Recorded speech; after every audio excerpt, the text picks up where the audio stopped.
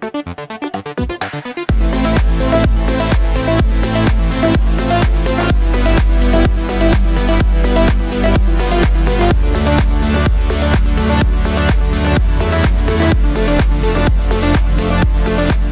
à tous, c'est le prix Eucrate qui servira de support au quintet de ce vendredi. Un départ donné à 20h15, 2850 mètres à parcourir pour les 16 participants. Avec le numéro 1, Ethan Drive, et il n'a pas confirmé son succès depuis un bon petit moment. Forme incertaine. Hermès Perrine, on en reparle, tout comme Haute Côte de Nuit, le numéro 3. Finger Deboard est en forme, une possibilité pour une 4-5e place. Isa Dumarga effectue une petite rentrée après des problèmes de pied. Attention à Gagneur qui sera déféré, ça sent un peu la course visée.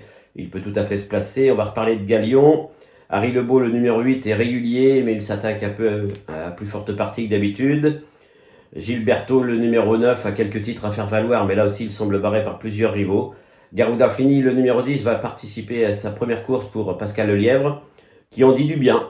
Une surprise possible. Attention à Hardy Krone, le numéro 11, Dominique Lochneux, était confiant dernièrement à Salon de Provence. Malheureusement, il s'est rapidement montré fautif. Donc c'est un possible, là encore, placé.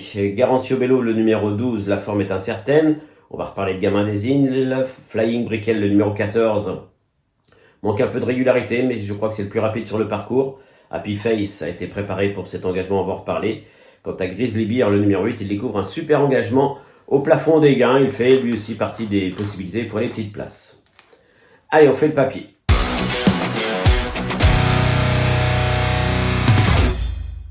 Alors j'ai retenu en tête le numéro 13, Gamin des Îles. C'est logique, on le retrouve, c'était le 21 mars. Ce jour-là, il était piégé à flanc de peloton.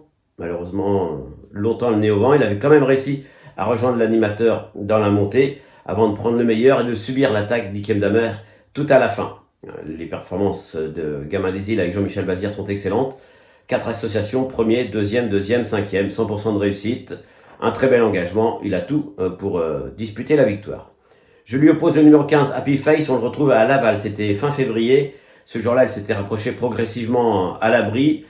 Il avait toujours bien voyagé avant de prendre le meilleur et de subir tout à la fin l'attaque de Hunt. La performance était bonne, il a confirmé ensuite, c'était à Pontchâteau. Lui aussi, c'est une course visée, super engagement au plafond des gains.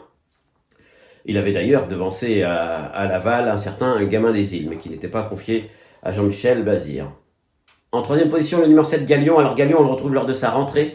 C'était début janvier. Il avait fait un effort pour intégrer le groupe de tête et puis il avait longtemps trotté le nez au vent. Et ce jour-là, Galion avait malgré tout réussi à conserver la 4e place. C'était une 4e place très encourageante. Il a confirmé ensuite. Il avait été malchanceux une fois et dernièrement à Cannes-sur-Mer, il n'a pas pris le dernier tournant. Il y avait un petit problème. Son entourage y a remédié. Quelques petits soins. Et là, il est très bien à l'entraînement. Esteban de Jésus est très confiant. Il m'a dit, je peux même aller devant. Et je compte sur lui pour disputer la victoire. Voilà, je vous revends cette info. Le prix, je l'ai acheté. Hermès Express, le numéro 2, viendra ensuite. On remonte jusqu'au mois de décembre. Ce jour-là, il avait été assez rapidement installé en tête par Eric Raffin avant d'être relayé par Hurricane Carter. Son rival avait accéléré l'entraînement de droite. Hermès Express était resté un petit peu là. Il avait même perdu le premier accessite tout à la fin. Sa dernière tentative avait certainement pour but de préparer cet engagement. On l'a vu gagner et monter cet hiver.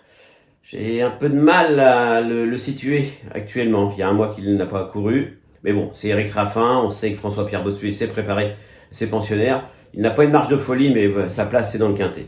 Et je terminerai avec le numéro 3, Haute Côte de Nuit, qu'on retrouve, c'était le 4 février. Elle avait patienté non loin avec JMB, mais tout en se montrant assez brillante. Elle était passée à l'offensive au haut de la montée, vous pouvez le voir sur les images, elle s'est littéralement envolée.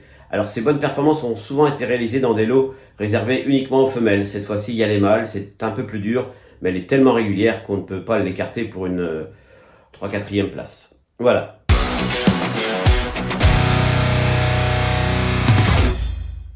Le 13, le 15, le 7, le 2, le 3, ce sont les choix prioritaires. On rajoute Hardy Krone, on rajoute Gagneur et Grizzly Bear, idéalement engagé au plafond des gains. Un petit cheval du jour, ça sera, allez, encore Stéphane Bourlier, Lion des Îles, le 707. Il avait déçu dernièrement alors qu'il était déféré des 4 pieds pour la première fois à Anguin. Mais là, il a été réveillé par son entraîneur. JMB est appelé à la rescousse. Ça devrait passer le 707 Lion des Îles. Merci à tous de nous avoir suivis et à très bientôt pour un nouveau numéro de 100% Quintet.